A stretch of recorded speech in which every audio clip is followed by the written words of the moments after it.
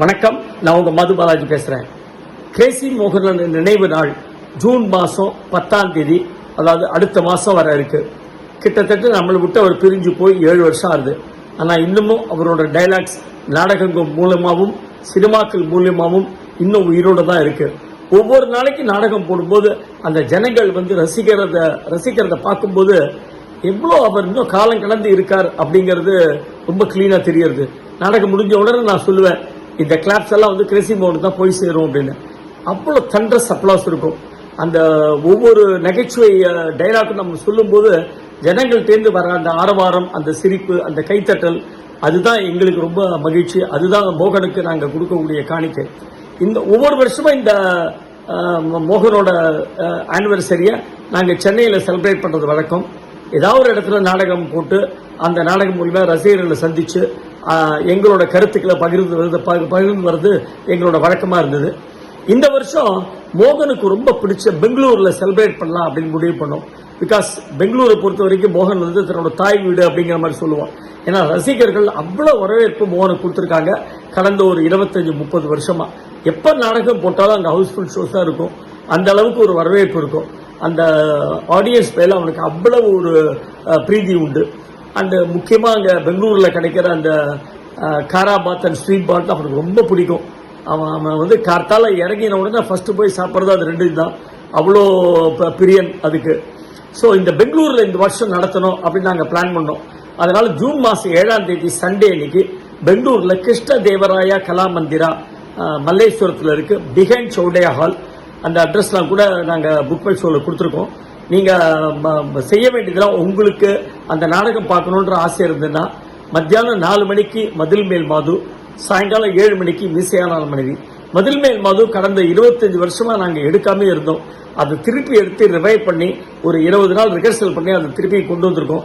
சக்க போர்டு போட்டு இருக்கீங்க சென்னையில. அதனால தான் பெங்களூர்ல அதை ஸ்டேஜ் பண்ணணும் அப்படின்னு ஆசைப்பட்டோம்.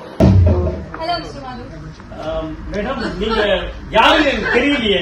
கண்ணாடி போட்டுக்கோங்கண்ணா, தெரியும். நான் உங்க கம்பெனி எம்டியோட டாக்டர்.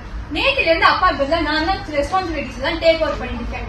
ஒரு வாரமா கம்பெனில ஏகப்பட்ட பிரச்சனை. உங்களையோ ஆளுக்கான போன்லயோ உங்களை ரீச் அவுட் பண்ண முடியல. மேடம், எனக்கு சில பர்சனல் ப்ராப்ளம்ஸ் இருந்தது, அதான் என்னால வர முடியல. அதெல்லாம் இருக்கட்டும், இந்த இம்போர்ட் எக்ஸ்போர்ட் ஃபைல் இருக்குல்ல, அது நீங்க பிரிண்ட் அவுட் எடுத்துட்டு வந்ததா ஆபீஸ்ல இருந்து சொன்னாங்க. அது ரொம்ப முக்கியமான file. Can I have that file? Madam, அந்த ஃபைல் மேடம், அந்த ஃபைல் என்னாச்சு? காணாம போச்சா? காணாம போகல மேடம், அவரை ஒன்னும் சொல்லாதீங்க, அத நான் தான் எரிச்சிட்டேன். எரிச்சிட்டீங்களா? ஆமா மேடம், சுத்தமா சாம்பல் ஆயிடுச்சு. வேணா காசியில போய் கரைச்சிட்டு வரலாம். I can't believe it. Mrs Madhu, அந்த ஃபைலை பிரிச்சு படிச்சு பாத்தீங்களா? பிரிச்சு படிச்சு பார்த்தேன் மேடம், ஒண்ணுமே புரியல. தப்புதான், கேட்காம எரிச்சது தப்புதான். ஆனா அந்த ஃபைல வச்சுட்டு என் புருஷன் ஒரு வாரமா சாப்பிடல, தூங்கல, ஆபீஸ் கூட போகல, எதையோ பறிகொடுத்தா மாதிரியே இருந்தார். அப்பன்னு பார்த்து மீட்டிங் இருக்கு, வெந்நீர் போடுனார். நானும் கிராமத்து பொண்ணு, கேஸ் தட்டுப்பாடு வேற. பார்த்தேன், என் புருஷனுக்கு கஷ்டம் கொடுக்குற இந்த ஃபைல் எதுக்குன்னு எரிச்சிட்டேன். ஆனா சும்மா சொல்லக்கூடாது மேடம், பழைய பேப்பரா திகி திகன்னு எரிஞ்சுது. மேடம், சாரி, உங்களை நிக்க வச்சே பேசிட்டு இருக்கேன். ஒரு நிமிஷம் காஃபி போட்டு கொண்டு வரேன். I'm very sorry madam. அவ படிக்காத தெரியாதமா அந்த காரியத்தை பண்ணிட்டா. பட் கவலைப்படாதீங்க, ஆபீஸ்ல ஒரு டிஜிட்டல் காப்பி இருக்கு. நான் அதுல இருந்து உங்களுக்கு ஒரு ஃபைல போட்டு கொடுத்துறேன். No no, not necessary. அதெல்லாம் டெலீட் பண்ணிட்டு தான் நான் இங்க வந்திருக்கேன். டெலீட் பண்ணிட்டீங்களா? ஏன்? ஆமா, நம்ம ஆபீஸ்ல எங்க அப்பாவுக்கே தெரியாம பல நாளா பிரச்சனை போயிட்டு இருக்கு. அதுவும் இந்த இம்போர்ட் அண்ட் எக்ஸ்போர்ட் ஃபைலுக்கே அதுல ஏகப்பட்ட பிரச்சனை. சரி, இதெல்லாம் சரி பண்ணிடலாம் அப்படின்னு உள்ள வரும்போதுதான் அந்த ஃபைல காணும், நீங்க பிரிண்ட் அவுட் எடுத்துட்டு வந்தீங்க அப்படின்னு சொன்னாங்க. அந்த ஃபைல் மட்டும் அவங்க கையில கிடைச்சது, நம்ம கம்பெனியை இழுத்து போற நிலைமையில கூட வரலாம். இன்னைக்கு உங்க வைஃப் பண்ண இன்னசென்ட் காரியத்துக்காக நீங்க, நான் மட்டும் இல்ல, நம்ம கம்பெனியே காப்பாற்றப்பட்டிருக்கு. பாத்தீங்களா, என் பொண்ணு சோடா கிளாஸ்ல டாப் கிளாஸ். மிஸ்டர் மாது, நீங்க உங்க வைஃப் பண்ண நல்ல காரியத்துக்காக நான் உங்களுக்கு சீனியர் மேனேஜரா ப்ரமோஷன் கொடுக்குறேன். என்ன சொல்றீங்க நீங்க? ஆமா, இன்னைக்கு ஒன் டே உங்க வைஃபோட செலிப்ரேட் பண்ணிட்டு வந்து நாளைக்கு வந்து ஆர்டர் வாங்கிக்கோங்க. இப்ப சொல்லுங்கடா, நான் தத்தியா? நீ தத்தியே இல்ல, மகா புத்தி கூர்மா. உன்னை புரிஞ்சுக்கல, நான் தான் ஜடம். அப்ப இந்த கோத்தால இனிமே அது நமக்கு வேண்டாமா? மேடம், இவர்தான் சீனோ 10 வருஷமா உங்க கம்பெனில தான் பியூனா இருந்தார். இப்பதான் கிளர்க்கா இருக்காரு. எனக்கு ஒரே ஒரு ஆசைதான், இவரை எப்படியாவது ஒரு ஆபீசர் ஆக்கி பார்த்துக்கணும்னு. நீங்க மட்டும் மனசு வச்சீங்கன்னா அவரை ஒரு ஆபீசர் ஆக்கிடலாம் மேடம். இதை ஏமா அவங்க கிட்ட கேக்குற? நாளைக்கு ஆபீஸ் சேர்ந்த 4-5 பையன் எடுத்துட்டு வந்து எரிச்சிடுறேன்.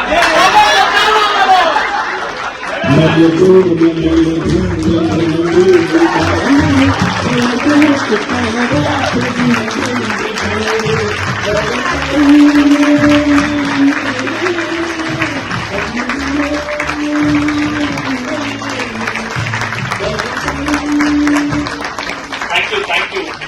இந்த கிளாஸ் தான் கிரேசி போய் சேரும்.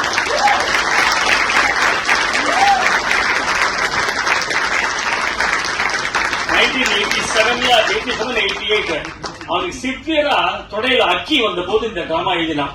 அப்ப மோகன் சொன்னா, சென்னையில அப்ப வந்து சத்ய சாய்பாபா வர டைம், பாபாட்ட வேண்டிட்டு அவன் உட்காந்து இந்த டிராமா எழுத ஆரம்பிச்சான். அவ்வளவு பெயின் இந்த டிராமா எழுதும் போது. ஒரு 15 நாள் அத்தனை பெயின். கரெக்டா எழுதி முடிக்கிறான். அன்னைக்கு தான் பாபா சென்னைக்கு வர்றாரு. காலையில மோகன் போய் அவரை பார்த்துட்டு வந்து ஸ்கிரிப்ட் எங்கள்கிட்ட எல்லாம் கொடுத்தான் ரிஹர்சலுக்கு. அன்னைக்கு எழுதின 88 எழுதின டைலாக் ஒரு வரி கூட நாங்க மாத்தல, அப்படியே நாங்க பண்ணிருக்கோம். இது என்னன்னா 1988 இதை பண்ணும்போது எனக்கெல்லாம் அப்ப வந்து 28-29 வயசு அந்த மாதிரி நான் பண்ணேன். பட் எனக்கு ஒரு ஆசை, இந்த டிராமாவை திருப்பி எடுத்து வந்து இப்ப இருக்கிற யங்ஸ்டர்ஸ் வச்சுட்டு பண்ணணும் அப்படின்ட்டு ரொம்ப நாளா வெயிட் பண்ணிட்டேன். இந்த டிராமா எடுக்காம 25 வருஷமா வெயிட் பண்ணேன். பட் எனக்கு கிடைச்ச ரெண்டு வைரம் வந்து கார்த்திக் அண்ட் பிரதீப்.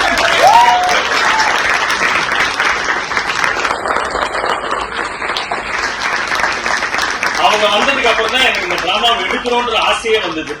பிகாஸ் அவங்க எல்லாம் வந்து 90s பிறந்த குழந்தைகள். அவங்களுக்கு எல்லாம் பாதி விஷயம் இப்ப தெரியல தமிழ்ல. நான் வந்து என்னோட நியூசன்ஸ் அவங்களுக்கு ரொம்ப பிடிக்கும். அப்படின்னா நியூசன்ஸா அதான் கள்ளன் கபடம் இல்லாத ஒரு வெகுளித்தனம். கள்ளன் கபடம் அவங்க சொல்ல வரல. கபடலக்க குடலக்க என்னவோ சொல்லிட்டு இருக்காங்க. என்னடா அங்கிள் இதெல்லாம் நாங்க வீட்டுல கேள்விப்பட்டதே இல்ல. போட அவங்க அம்மா போய் கேட்டு நான் சொல்லி கொடுப்பாங்க அப்படின்னா. அப்ப நம்ம அம்மா சொல்லி கொடுத்து மரப்பாடு போட்டு வந்து சொன்னா. பட் என்னன்னா அந்த சின்சியாரிட்டி, இத சொல்லி ஆகணும் அப்படிங்கிற ஒரு நெறி, அதுதான் அப்ரிசியேட் பண்ண கார்த்திக். இந்த டிராமா 25 நாளா ரிஹர்சல் பண்றோம். லிட்டரலா பெண்டு நிமித்தினாங்க உங்களை ரிஹர்சலுக்கு. அதே மாதிரி லக்ஷ்மி அண்ட் ஸ்ரீவித்யா இதெல்லாம் அந்த டிராமா பார்த்தது கிடையாது. அந்த டாக்குமெண்ட்ரி தெரியாது அவங்களுக்கு, என்ன தெரியாது. பட் இந்த டிராமாவை புரிஞ்சுட்டு அதுக்கப்புறம் இவங்க எல்லாம் நடிக்க ஆரம்பிச்சாங்க. Of course with help of Ramesh, Ravishankar,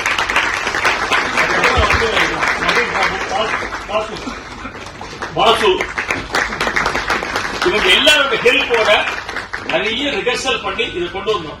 இந்த டிராமா வந்து கடைசியில எண்ட் வந்து நாங்க முதல்ல வேற மாதிரி வச்சிருக்கோம். ஏன்னா 2.25 மணி நேரம் டிராமா.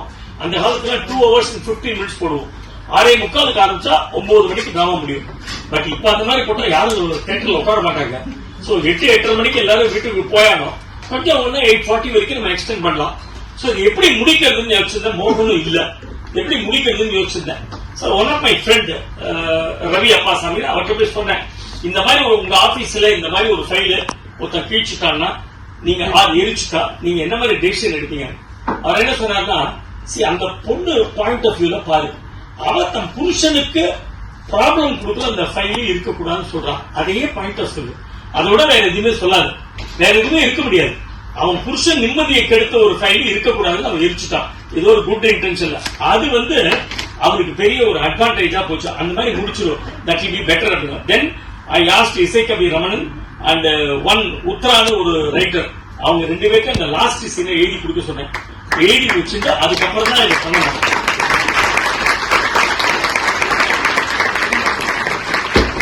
டெஃபினட்டா இந்த என்டையர் டீமுக்கு ஒரு பெரிய கிளாப்ஸ் கொடுக்கணும்.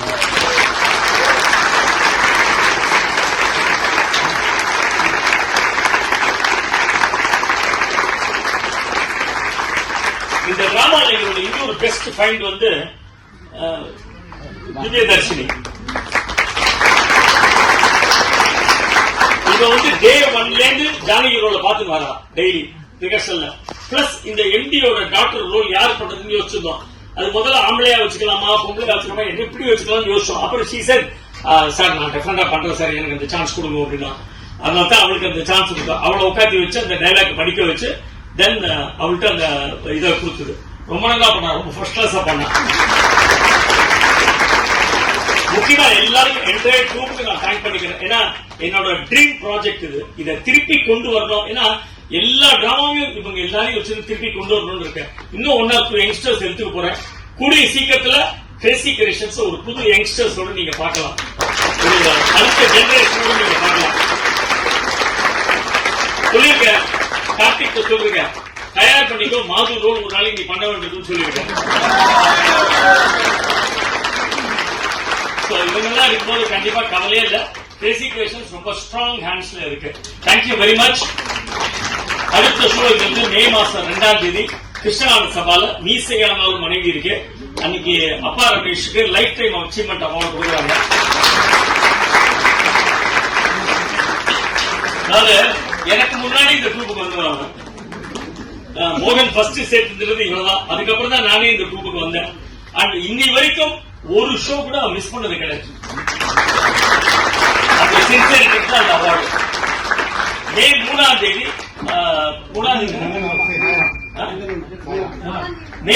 தேதி நகர்நல்லூர்ல டிராமா இருக்கு.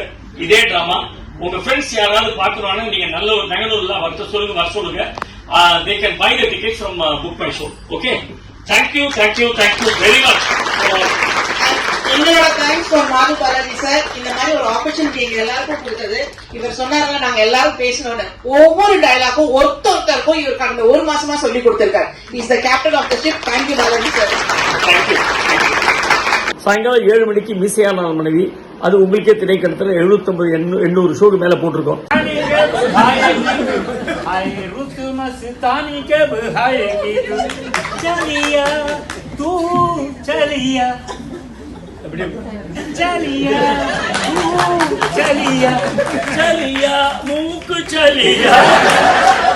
கொஞ்சம் அசப்புல பாக்க ராஜேஷ் கண்ணா மாதிரி தான் இருக்கா.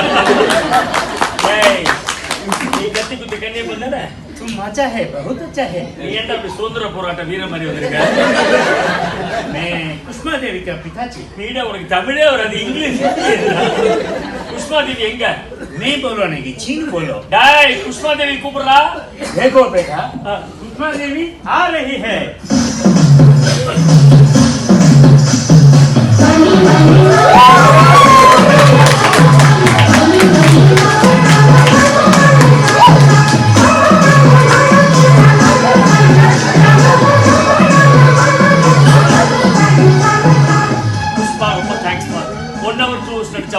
ஆடிட்டு மைக்கு உன்னை பார்த்தா 10 நிமிஷம் டெல்லி போயிருவா. உன்னை ஹிந்திக்காரின்னு சொல்ற, நீ ரொம்ப பேச கூட வேண்டாமா?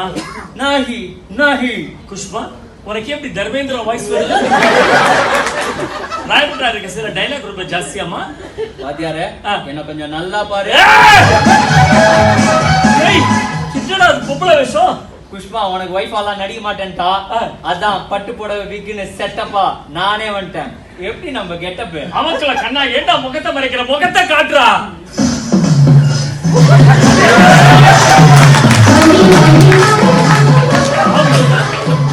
நரகாசுரன் மாதிரி வந்திருக்க. மைய உன்னை பார்த்தால என்ன நினைச்சுப்பா? அதெல்லாம் ஒன்னும் நினைக்க மாட்டான். கல்லானாலும் கணவன், புல்லானாலும் புருஷன், அதே மாதிரி மீசையானாலும் மனைவி. இந்த 2 நாடகத்தையும் நாங்க ஜூன் மாசம் 7ஆம் தேதி கிருஷ்ண தேவராயா கலாமந்திர்ல கொடுக்க போறோம். 4 மணிக்கு ஒரு ஷோ, 7 மணிக்கு ஒரு ஷோ. 2 ஷோக்கும் தனித்தனியே தான் டிக்கெட் வாங்கிக்கணும். ஸோ வாங்க.